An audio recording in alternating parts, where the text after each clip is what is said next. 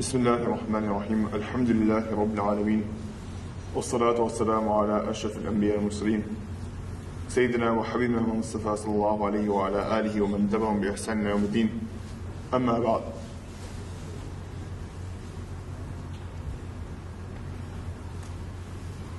عن عمر رضي الله تعالى عنه أيضا قال: بينما نحن جلوس عند رسول الله صلى الله عليه وسلم ذات يوم إذ طلع علينا رجل شديد بياض الثياب وشديد سواد الشعر لا يرى عليه أثر السفر ولا يعرف منا أحد حتى جلس إلى النبي صلى الله عليه وسلم فأسند ركبتيه إلى ركبتيه ووضع كفيه على فخذيه وقال: يا محمد أخبرني عن الإسلام صلى الله عليه وسلم. This hadith is narrated by Umar radiallahu ta'ala as well. And carry on from the hadith last week's, the first hadith of Imam Nawawi rahmatullahi alayhi, where Umar radiallahu ta'ala he narrates a hadith of intentions, إِنَّمَا الْأَعْمَالُ بِالنِّيَّاتِ. That the reason why Imam Nawawi rahmatullahi alayhi chose that hadith to be the first hadith is that before you start on this journey of gaining knowledge and purification, the first thing that is most important is that you choose your intentions correctly. The reason why you are gaining this knowledge, the reason why you are seeking this knowledge. And now for the second hadith, Imam Nawawi rahmatullahi alayhi chooses a hadith that paints a picture for us. It paints a picture for us that a man came, as Umar radiallahu ta'ala says, بينما نحن جلوس عند رسول الله صلى الله عليه وسلم, while we were in a gathering like this, we were sitting with Rasulullah sallallahu alayhi wasallam, and Rasulullah sallallahu alayhi wasallam was giving us advice. And we were asking Rasulullah sallallahu alayhi wasallam's questions, but the questions at that time, now before we go into further detail, some background about this hadith. This hadith took place during the final years of Rasulullah sallallahu alayhi wasallam's life. During the final years of Rasulullah sallallahu alayhi wasallam, this was after Hajjatul Wada. After the final pilgrimage, this hadith took place that they were sitting with Rasulullah sallallahu alayhi wasallam. Now, over time, you see that the connection between the companions and the relationship between the companions and Rasulullah sallallahu alayhi wasallam changed. And their interaction changed just as well. That after Hajjatul Wada, the companions then, they became more quiet around Rasulullah sallallahu alayhi wasallam. And they would just take in his presence. And a point in time came that they absolutely stopped asking Rasulullah sallallahu alayhi wasallam questions. And they would just sit in his presence and just enjoy being there with him. As Umar says that we were in a gathering while we were sitting with Rasulullah sallallahu alayhi wasallam, where a man came.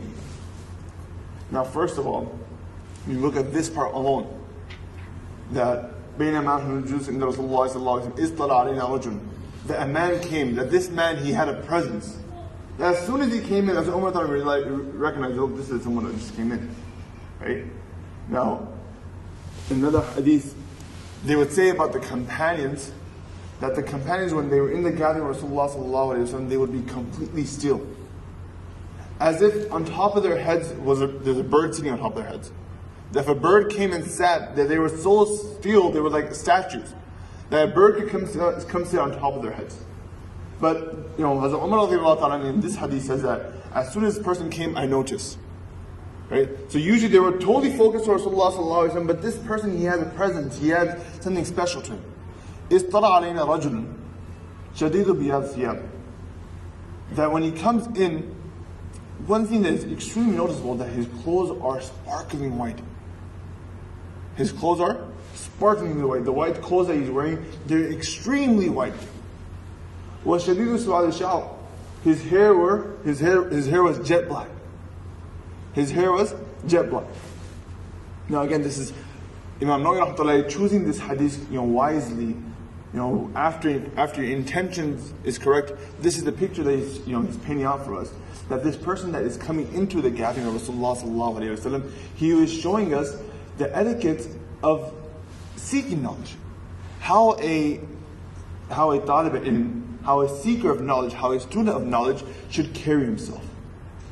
And the first thing that we learned from this person that just came into the gathering, that first of all, this person wears really nice clothes.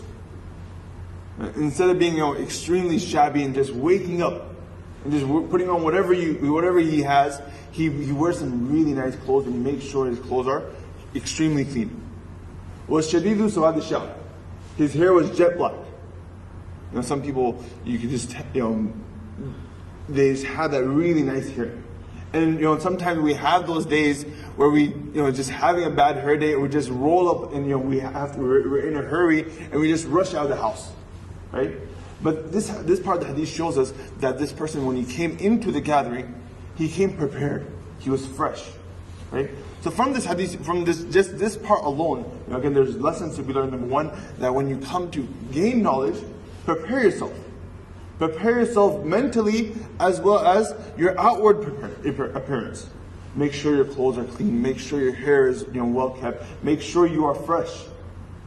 Instead of coming to a gathering where you are tired, where you are exhausted, where you are fatigued, but you should come to a gathering when you are coming to gain knowledge. You should come in a way that you are fresh and you're ready to learn. And then the next part of this hadith is Hazrat Umar says, "Hatta jaza ila Nabi sallallahu alayhi wasallam." That this man, he came and he sat right in front of Rasulullah sallallahu alayhi wasallam. He came and he sat right in front of Rasulullah sallallahu alayhi wasallam. فَأَسْنَدَ رُكْبَتَيْهِ إِلَى رُكْبَتَيْهِ. And he sat so close to Rasulullah sallallahu alayhi wasallam that their knees were touching. Right? And the point that Hazrat Umar is telling us that this is the next etiquette. Right? So the first etiquette was to make sure you prepare yourself when you come in.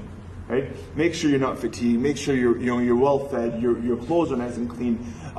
Then the second etiquette that Ramadan is telling us that a person who is seeking knowledge, he should sit as close as possible to the person that is giving the knowledge. Right? So the person who is seeking knowledge should sit as close as possible where this man he comes and he sits so close to Rasulullah sallallahu alaihi wasallam that his knees are touching Rasulullah sallallahu alaihi wasallam. وَوَضَعَ كَفَّيَّ عَلَى فَخِذَيْهِ. And then he placed his hands on his thighs. Now the only way you can place your hands on your thighs is if you're sitting in a posture that is respectful. Right? So we commonly call this posture the tashahhud posture. Right? Where you're sitting on both your knees like this. If you are in a different posture, right? If you're laid back like this, placing your hands on your thighs would kind of be awkward. Right? Or if you're sitting like this, you have to sit like this. Right? You have to put your hands on your thighs. If you're sitting cross-legged, then you have to put your hands out like on your thighs. And again, that's an awkward position as well. So by this part of the hadith, we learned that he came and he sat on his knees in front of Rasulullah sallallahu alaihi wasallam, meaning he sat with respect. And that's the next part that you learn, that the way to sit in the gathering when you are seeking knowledge, the point here is not to be that everyone sits up on their knees, but the point is that this is a respectful posture. Instead of laying down in the back and being completely relaxed, be at a little unease. Again, the knowledge that you learn, this is not respect for the person that you gain knowledge, but more than it's respect for the knowledge that you're learning. It's showing the importance for the knowledge that you learn. When we were students, we had this one teacher, Sheikh Sufi Tahir, and sometimes he didn't have class periods. Right? For some of his books, he had class periods. For other books, he would just come in when he wouldn't find a teacher there. And sometimes, a teacher would be sick or would be absent, and he would just come into class and start teaching. And when there would be huge gaps, he would teach us for hours straight. And I've never seen him, for 6 years, I studied in that university, I have never seen him teach hadith in any other position except this position right here, on his knees. And whether it's for hours or just 10 minutes. Right? As long as he's teaching hadith, as long as he's saying Qala Rasulullah sallallahu alayhi wa sallam or Qala Allah, he was on this position. And when he would get up, again, this was a grown man that even to today, when scholars across the world, that we come across a fatwa that that is mind-boggling, we refer back to him, we call him, and we get help from him. He would sit like this, and then when he would stand up, because the blood circulation would be cut off to his leg, he would immediately start falling onto the wall, and he would grab onto the wall. Because the lack of blood going to his feet. And we used to tell him, Ustad, that if you want, it's fine, just sit, relax. He goes, look, I'm not sitting like this because of you. I'm sitting like this out of respect for the knowledge that I'm teaching. Out of respect for the words of the man that I'm teaching of. The words that I'm teaching of are the words of Rasulullah sallallahu alaihi wasallam, and this is why I sit like this. So in this hadith, this part of the hadith, we learned that as the man coming in, he comes in and he sits really close to Rasulullah sallallahu alaihi wasallam. And what is the benefit of that? The benefit of that is, why should a person sit close? So that they hear everything that is being said, right? Instead of missing out on parts, right? Even in our gatherings, today in today's Jummah, the mic cut off for a bit, and everybody that was close, they were able to hear the Imam. But some of the brothers that were in the back, what does he say? What does he say? Right? So a person should sit as close as possible, and the reason for that is that they get everything that the teacher is teaching. And then the person is sitting in this gathering with respect. This person then he begins to ask Rasulullah sallallahu alaihi wasallam.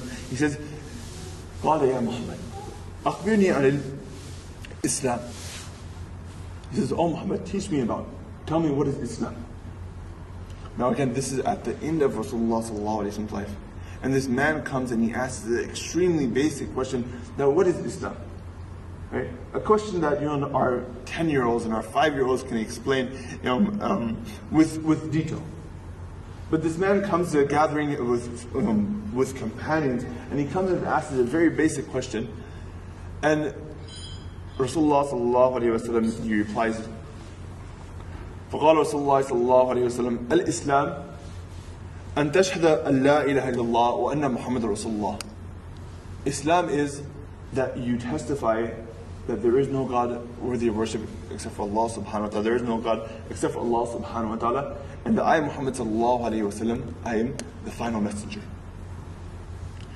He carries on by saying, وَتُقِيمُ الصَّلَاةِ, and that you establish salah, وَتُؤْتِيَ الزَّكَاةِ, and you fulfill your rights of zakah, وَتُصُومُ رَمَضَانَ, and you fast in the month of Ramadan, وَتُحِجُّ الْبَيْتِ إِنِ اسْتَطَاعَ إِلَيْهِ سَبِيلًا, and you perform Hajj if you can.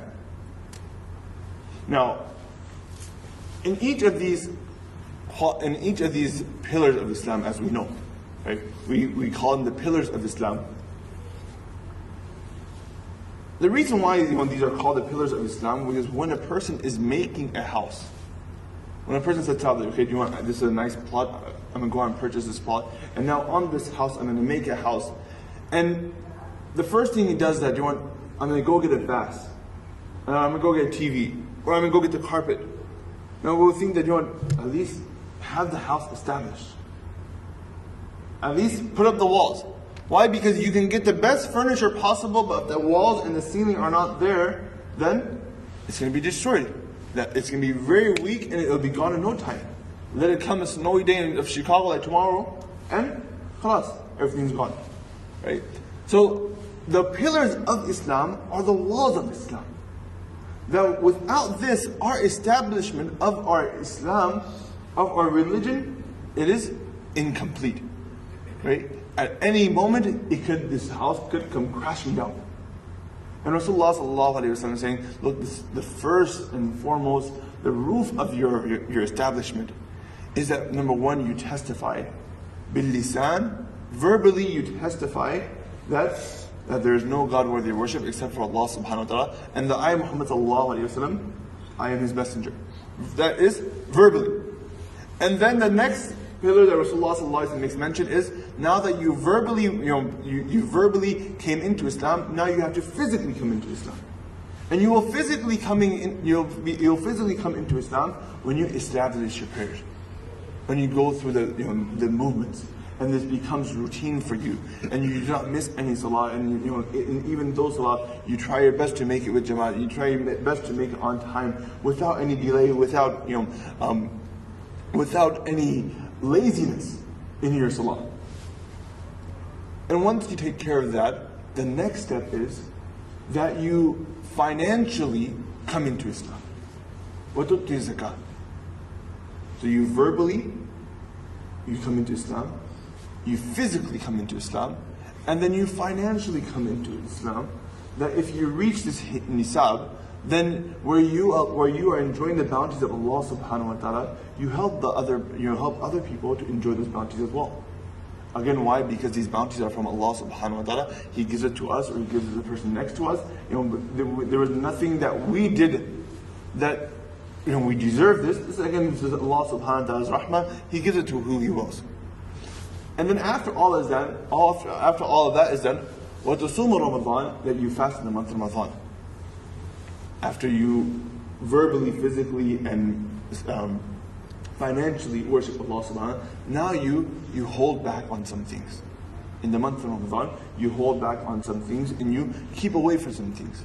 And these are things that Allah subhanahu wa ta'ala has made halal upon us, to drink, to eat, and to have relationships. These are things that Allah subhanahu wa ta'ala makes halal upon us. And not going into great detail here, but it makes no sense that things that are outside of the month of Ramadan are halal, we make it haram upon us.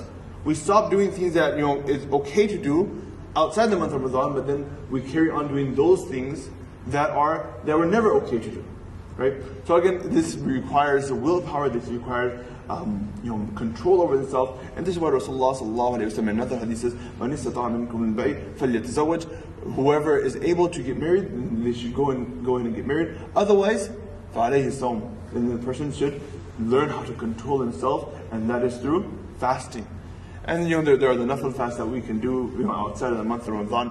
Rasulullah sallallahu alaihi wasallam, he would fast on Ayyam al-Bid, the white days of the month. And after this, Rasulullah sallallahu alaihi wasallam tells this man that وَتَحُجِّ الْبَيْتِ إِنِ اسْتَطَاعَ إِلَيْهِ سَبِيلًا. That the last and final step of Islam is that you perform the Hajj if you are able to, if you have the means, if you have the health, if you reach the conditions of Hajj. Then the last step of your Islam is that once in a lifetime, every Muslim should go and perform this Hajj. And inshallah, we'll talk about Hajj later on when the Hadith comes about Hajj. We'll talk about Hajj later on. Now, what is the definition of Islam? Right? The definition of Islam is submission. To submit yourself to the will of Allah subhanahu wa ta'ala. That this is the will of Allah subhanahu wa ta'ala, and you bow down and you submit yourself to the will of Allah subhanahu wa ta'ala. And this mainly has to do, if you look at all of these acts that Rasulullah sallallahu alaihi wasallam listed out, these all have to do with us physically worshiping Allah subhanahu wa ta'ala. Whether it's financially, whether it's verbally, you have to do something. And the next question this person asked Rasulullah sallallahu alaihi wasallam, before that, after Rasulullah sallallahu alaihi wasallam, he answers this question of Akhbirni an Islam. As Umar radiallahu ta'ala says that this man, he then did something different. After that he did something that we've never seen before. Right? We used to ask Rasulullah sallallahu alaihi wasallam the question. Yeah, right now we stopped asking Rasulullah sallallahu alaihi wasallam the question. Why? Because we understood that this is the final moment of Rasulullah sallallahu alaihi wasallam's life. That Rasulullah sallallahu alaihi wasallam, he gave such a sermon that all the companions understood that Rasulullah sallallahu alaihi wasallam won't be with us for much long. So we stopped asking Rasulullah sallallahu alaihi wasallam the question, but we used to ask Rasulullah sallallahu alaihi wasallam the question as well. But we've never done this. That this man, what he does is that after Rasulullah sallallahu alaihi wasallam answers the question, he says, "Sadaqta." Qala, "Sadaqta." As Umar said that after Rasulullah sallallahu alaihi wasallam replied, this man says, "Sadaqta, you're right." And as Umar radiallahu anhu, he says, فَعَجِبْنَا لَهُ يَسْأَلُهُ يَصَدِّقُهُ. That we found this really strange. That first he asked the question. Now, you have to understand, our mentality of a question and their mentality of a question is different. Our mentality of a question today in the age is to see how much that person knows, or to see if we know more than that person. But the reason why the companions would ask Rasulullah sallallahu alaihi wasallam they would ask them a question is to gain knowledge. And us, in our day and age, it's very common that a person gets a little bit of knowledge in one subject, and then that subject that the person gets a little bit of knowledge, it becomes dinner talk at every single dawah, right? So, what do you think about the moon cycle? Or should we do calculation this year? Should we do 8 rakats or 4 rakats? Should the masjid, should they expand or should this, right? Just to gauge what the person, how much the person knows, or just to, Rasulullah sallallahu alaihi wasallam, he speaks about this as well. Rasulullah sallallahu alaihi wasallam, he sends curse upon the person who gains knowledge to show off, or who gains knowledge to put the other person down, right? So this, as Umar they've never seen this. That person, again, it's very common with us that we ask the person a question, what's this and this, and after the person says, okay, this is the answer, we're like, you're right. I'm just checking. I'm making sure you know, right? As Umar said that when this person said sadaqta, that you're right. This set off flags in Umar's head. That this person, he asked Rasulullah sallallahu alaihi wasallam a question, and after asking Rasulullah sallallahu alaihi wasallam, after asking the question, he confirms it. He says, you're right. And then he jumps immediately to the next question. He says, Akhbirni anil iman. Tell me, what is iman? Now, you'll be amazed that Islam and iman are slightly different. When both of these words are used in the same context, when both of these words are used together, the meaning changes, right? Whereas both of the words are very similar, they're so similar, the only time that they're used with different meanings when they're both put together, right? And we have words like this, that they're so similar, or they're so much alike, that the only time the person who knows about this word or knows what is being said, they understand the difference. For instance, if you ask somebody who is an IT specialist, right, what is a site? And the person will say the site is www. So and so. Or if you ask an engineer, what is a site? He said, well, the site is on the crossroads of this place and that place. Right? One word with two different meanings, and the meanings are taken separately at different times. So here, Islam and Iman, they're very similar. They're extremely similar, and the difference comes when both of these words are put together. When both of these words are put together, then the difference comes. And the difference is that Islam is to do, Islam, as we said, we define Islam as to submit our will to Allah subhanahu wa ta'ala, and Iman is less action and more belief. Now, if we look at the answer Rasulullah sallallahu alaihi wasallam gives here, in the previous question, all the answers Rasulullah sallallahu alaihi wasallam gave, you have to do something. You have to verbally say it. You have to go and pray salah. You have to give your zakah. You have to fast in the month of Ramadan. You have to go and perform hajj. But here, the next answer that Rasulullah sallallahu alaihi wasallam gives this person, it has nothing that you have to do. It's all in your heart. You just have to believe. Right? As he asked Rasulullah sallallahu alaihi wasallam that Akhbirni anil iman. Tell me, what is iman? And Rasulullah sallallahu alaihi wasallam says, قال أن تؤمنوا بالله وملائكته وكتبه ورسله واليوم الآخر وتؤمنوا بالقدر خيره وشره. If this man, he asks, and Rasulullah sallallahu alaihi wasallam replies that iman is belief is. A complete belief is. A complete belief is that number one, you believe in Allah subhanahu wa ta'ala. وَمَلَائِكَتِهِ, and you believe in His angels. وَكُتُبِهِ وَرُسُولِهِ وَالْيَوْمِ الْآخِرِ وَالْقَدْرِ خَيْرِهِ وَشَرِّهِ مِنَ اللَّهِ. And these are called the pillars of Iman. So you have the pillars of Islam, and they were Shahada, Salah, Zakat, Sawm, Hajj. And now you have the pillars of Iman. The pillars of Iman is, number one, you believe in Allah subhanahu wa ta'ala. وَمَلَائِكَتِهِ, you believe in His angels. وَكُتُبِهِ, you believe in the previous books. وَرُسُولِهِ, and all the prophets. وَالْيَوْمِ الْآخِرِ, the final day. وَالْقَدْرِ خَيْرِهِ وَشَرِّهِ. And these are, once you have all six of these, and you believe in all six of this, your Iman, what you have to believe as a mu'min, is that it's complete. Now there are two things. One is a mu'min, and other is a Muslim. A Muslim is somebody who submits his will to Allah subhanahu wa ta'ala. And a mu'min is somebody who believes in Allah subhanahu wa ta'ala. Right? And Muslim comes from Islam, and that is to submit. And mu'min comes from Iman, and that is to believe. So where it is important to make sure that the structure you are building of your Islam, it is firm and solid. It is also just as important to make sure that the structure that you are putting together for your Iman, for your beliefs, is also firm and solid. And if you were to ask, it's actually more important. Why? Because your beliefs, if there's any deficiency in your beliefs, this could lead a person to a very bad outcome. It could lead a person away from Islam. So the first thing that's really important is that a person affirms his belief. And then this person, he goes and he affirms his actions, and he makes sure his actions are correct. So Rasulullah sallallahu alayhi wa sallam, he gives the answer to this person, أن تؤمنوا بالله, that you believe in Allah subhanahu wa ta'ala, وملائكته وكتبه ورسله واليوم الآخر وتؤمنوا بالقدر خيره وشره. And the reason why we're not going to go into detail here, because in the following hadiths, there's a hadith of nasiha. Rasulullah sallallahu alayhi wa sallam says sincerity, and inshallah when we go into sincerity, we'll talk about being sincere to all of these things. And this man, once again, after getting the answer, he says to Rasulullah sallallahu alayhi wa sallam, قَالَ صَدَقْتَ.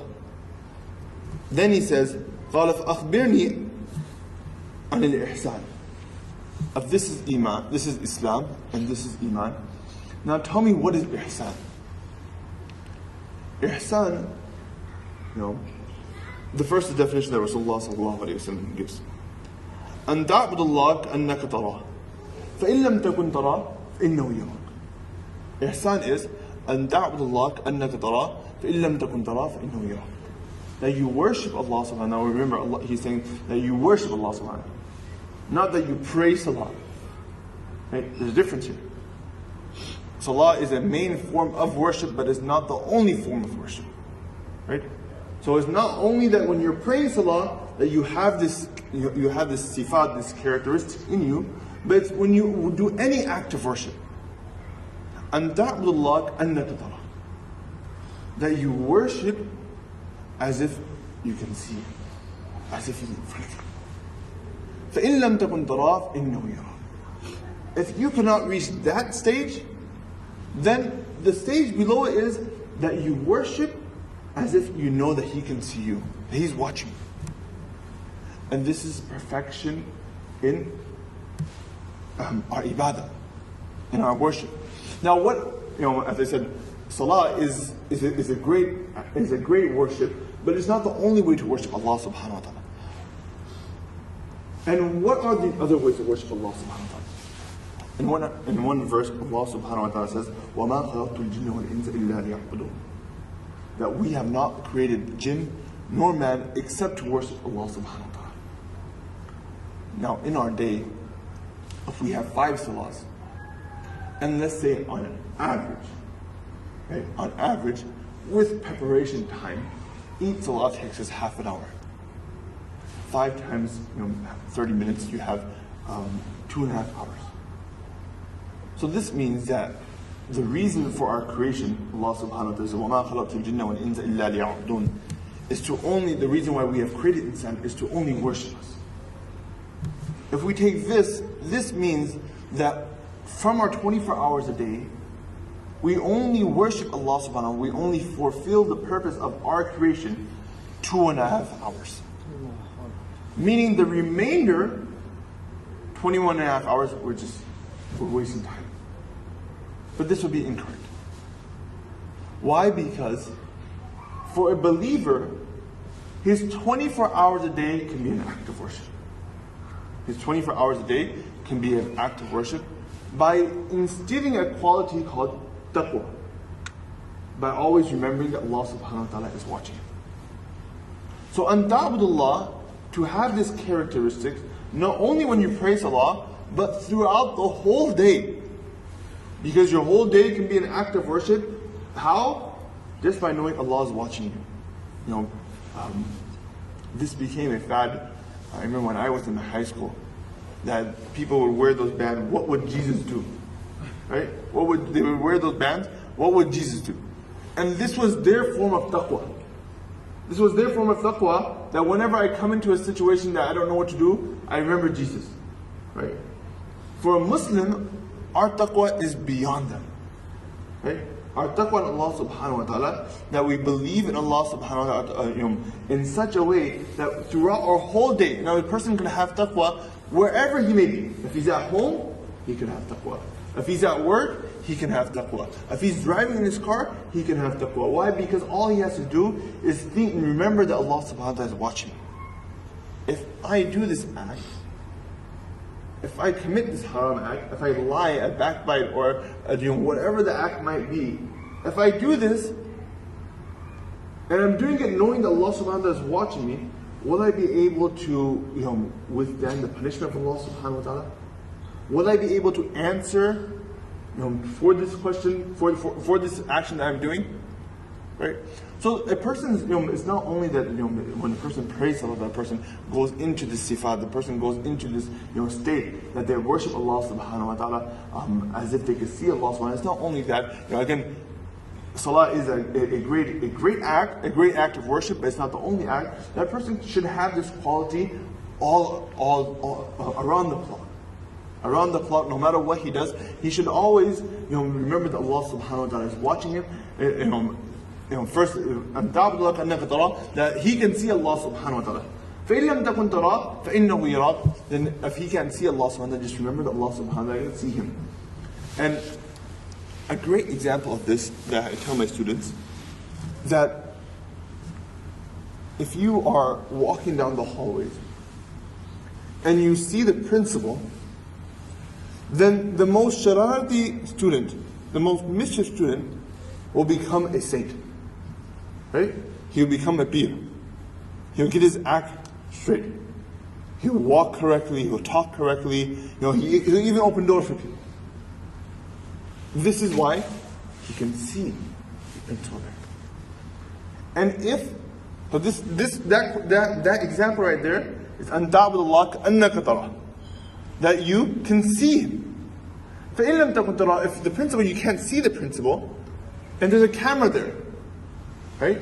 There's a camera there, then this will, the student will, he probably won't act as perfect, but he will act, somewhat perfect, right? And this goes, another great example of this is when you're driving down the road and you see a cop car in front, right? The seatbelt will automatically come on. The person will drive, 10 and, or is it 9 and 3, right? Both hands on the wheel, they'll put the phone down and will drive like the perfect citizen. Right? The perfect citizen. Why? Because he can see this cop.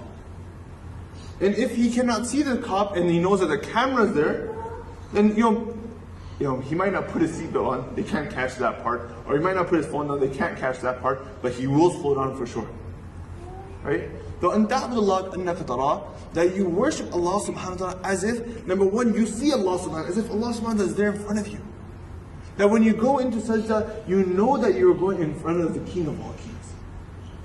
You know that you're going in front of the Creator. You know that you're going in front of the person who feeds you, who gives you sustenance, and who gives you your family, who has mercy upon you every single day, whether you ask for it or not. Who gives you the ability to wake up, who gives you the ability to sleep, who gives you shifa, who gives you cure, who gives you ease at home, who gives you love in your family.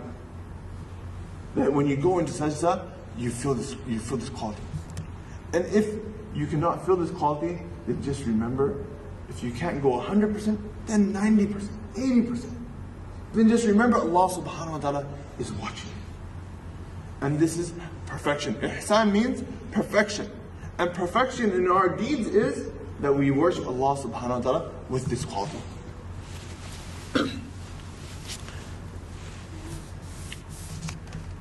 This man, he then said to Rasulullah sallallahu alayhi wa sallam, قال فأخبرني عن الساعة, that, oh Muhammad, tell me when is the hour?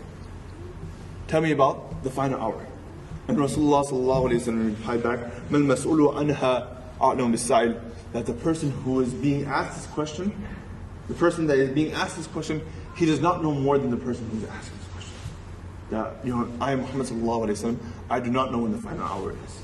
And again, this is from the wisdom of Allah subhanahu wa ta'ala. Allah subhanahu wa ta'ala does not tell us when the final hour is. Again, when a student knows that that the teacher said that there's going to be a test on Monday, he's going to prepare beforehand. And before the time of preparation, he always like, I can relax, I have the weekend. But when a person does not know when the test is going to be, he's always ready.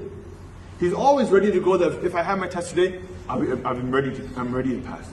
And this is why Allah subhanahu wa ta'ala, from the great wisdom of Allah subhanahu wa ta'ala, has not told us when the final hour is. Why? Because a believer is like a traveler. That he's ready to go whenever it's time to go. Whenever his Lord calls upon him, he's ready to go and he's ready to answer the call of his Lord. And this man, then he says to Rasulullah sallallahu alayhi wa sallam that فَأَخْبِرْنِي عَنْ أَمَرَاتِهَا. Now what about some signs? If you can't tell me when the hour is, then tell me some signs. And Rasulullah sallallahu alayhi wa sallam, in many different hadiths, has gone through many different signs of the Day of Judgment.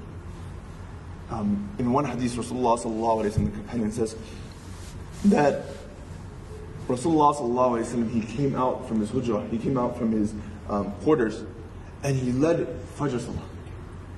And after leading Fajr Salah, he climbed up the pulpit and he began to address us. And as we spoke about before, Rasulullah sallallahu alayhi wa sallam, when he would speak, he would use this quality of Jawami al-Kalim, that he would speak little, but there would be a lot of meaning behind it.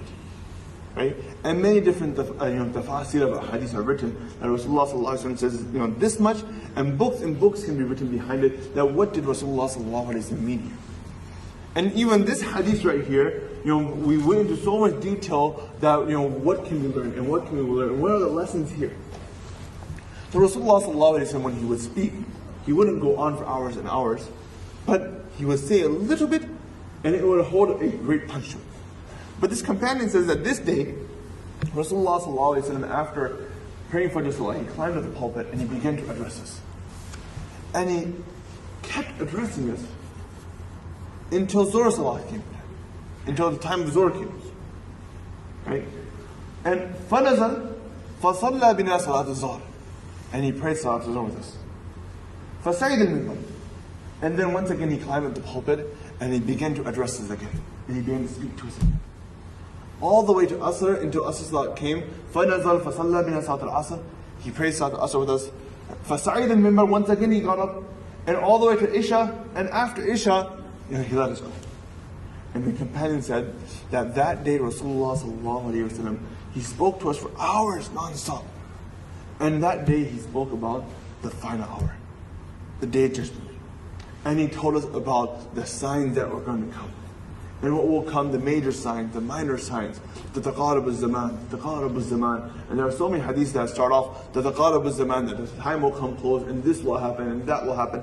And this man, he asks Rasulullah sallallahu alayhi wa sallam, that أخبرني عن أماراتها, tell me what are some signs of the final hour. And Rasulullah sallallahu alayhi wa sallam, he replies back with these very small signs, أن ترى الحفاة العراة, that you will see shepherds that will be barefooted, that won't have much, the point being they won't have much, and they will compete in building lofty buildings. They'll build lofty buildings, they'll just be shepherds, and they'll build very high buildings. And you see this in the Middle East, where people that are not well learned, are not well off, but they're able to build these huge buildings, and they compete in building these huge buildings. Another example of this, I come from a small town in Kentucky, Elizabethtown, Kentucky, and over there we have many different physicians in our town. And Allah subhanahu wa ta'ala bless the physicians and the doctors that we have, and they've been very generous, and they built a really nice masjid, and they really helped the community. But one thing that that we as children enjoyed the most by these physicians is that every salat time it would be a car show outside. Right? So when we would come for salat, again, we were little kids, 10, 15 years old, and when we would go to salat, we would get to see all these new cars outside. Right? This Mercedes and that Mercedes, and this sports car and that sports car, and Lexus and Infiniti, all these nice cars. And at that age, when you're driving your father's Camry, all that looks fabulous, right? All that looks really good. And I remember one doctor, again, may Allah subhanahu wa ta'ala give him more, and may Allah subhanahu wa ta'ala give him a barakat in his wealth, and may Allah subhanahu wa ta'ala keep giving to him and his family. Now one time I remember he went out and went out of the masjid, and I was leaving. He said, "Do you see my new car?" He said to me, "Do you see my new car?" And I said to him, "You had a Mercedes before." He goes, "This is the newer model. This is the newer model." And I said to him, why did you get the newer model? He goes that, another doctor, he got the 70,000 one, so I went and got the 90,000. So I went and got the 90,000. And this bichara guy, when he would come to the masjid, he would come in just a button-up shirt and a lungi. Right? He would come in a button-up shirt and lungi, and sometimes the topi that he would wear, slanted, crossword. But they would compete. It was competition. Right? It wasn't that standard of life. It wasn't that standard of life, but it was that competition between one another. Whether they could afford it or not afford it, Allah subhanahu wa ta'ala knows. Whether it was necessary for them to drive, Allah subhanahu wa ta'ala knows. But again, here Rasulullah sallallahu alayhi wa sallam says that you will see shepherds that will be barefooted, and they will compete in building lofty buildings. They will compete in building big buildings, and it will only be for competition purposes. And again, you see this more in the Middle East. And then Rasulullah sallallahu alayhi wa sallam said, "Antalid al-amatu rabbataha," that a slave lady will give birth to her master. And this, there is no time, Allah subhanahu wa ta'ala protect us, there's no time greater than that this part of this hadith is more apparent. That a mother, her children will become her master. That her children will boss her around, will tell her what to do, and will lead her life. So again, this hadith doesn't mean that a woman will actually give birth to her master, but the children will become masters of the mother. The children will become masters of the parents. That they will then tell the parents what to do. Instead of gaining experience, learning from the experience of our parents, and learning from the wisdom of our parents, and that in our time, it's the opposite. That people tell their parents, "No, you don't know, do this, and you don't know, do that," and they command their parents around. And again, I always say this, that a smart person is somebody who values a gift while they have it. A smart person is somebody who values a gift while they have it. Why? Because every foolish person, even a foolish person, can tell you the value of a gift once it's gone. Once Allah subhanahu wa ta'ala has taken that gift away from you, then even a foolish person will say that I should have valued it. And my mother was like this, and my mother was like this. And maa ki koi qeemat nahi hai. But there's no value to a mother. But ask a person who has a mother alive, are you valuing your mother? Do you understand her status? Do you understand your father's status? And then may Allah subhanahu wa ta'ala give our mothers and our fathers a very long life. Because Allah, the day that they leave us, it will be a very sad day upon us that we didn't value them when they were here, when they were in this world. But Rasulullah sallallahu alaihi wasallam in this hadith, he says that one of the signs will be that a woman will give birth to a master, meaning a child will he'll boss around his mother. He'll tell his mother like this, and he'll tell his mother like that, and he'll tell his father like this, and he'll tell his father to do that. That he will have no respect for his parents.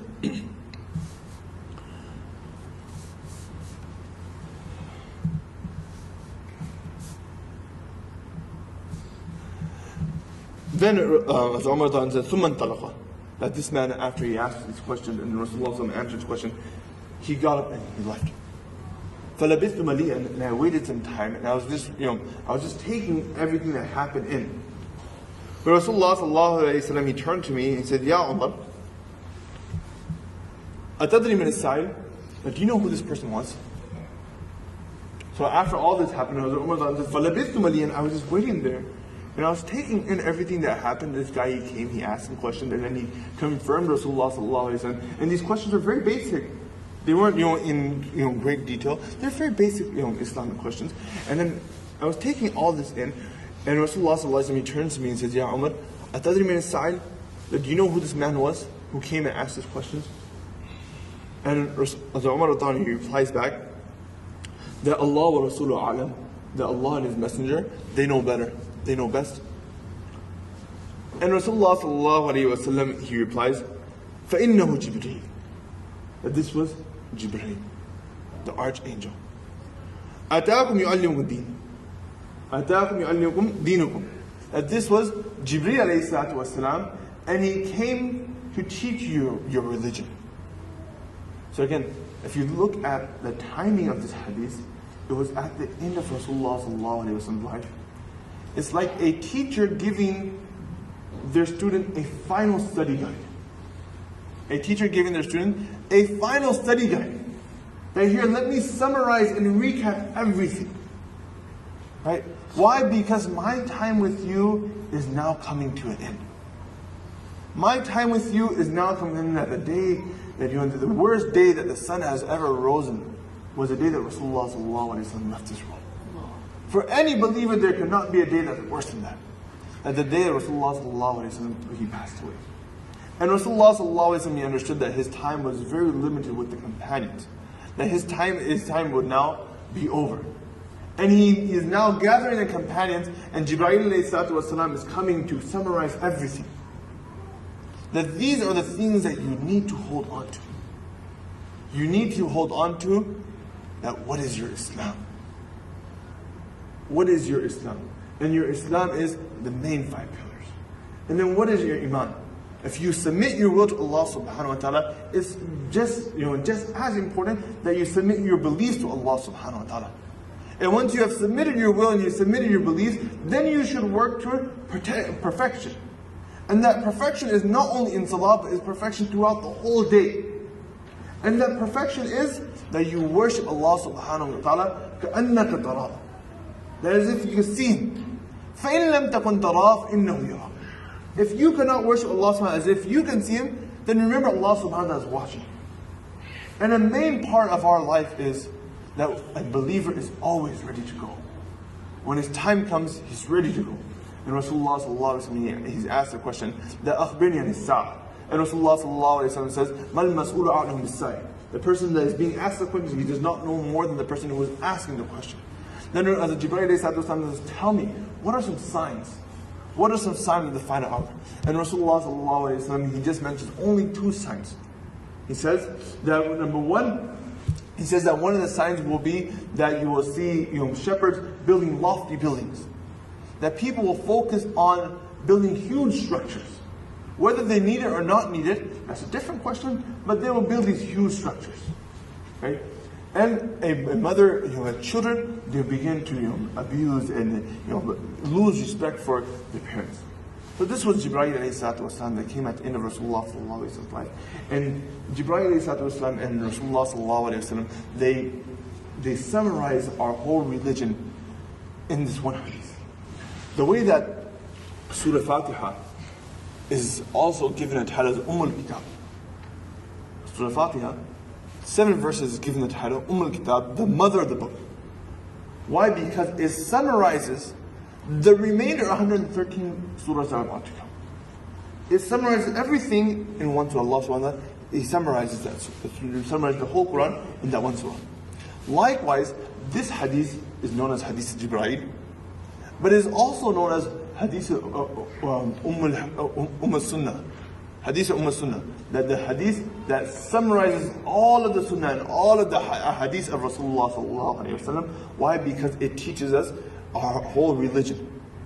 And again, going into depth here, we also learn that how a student of knowledge should hold himself.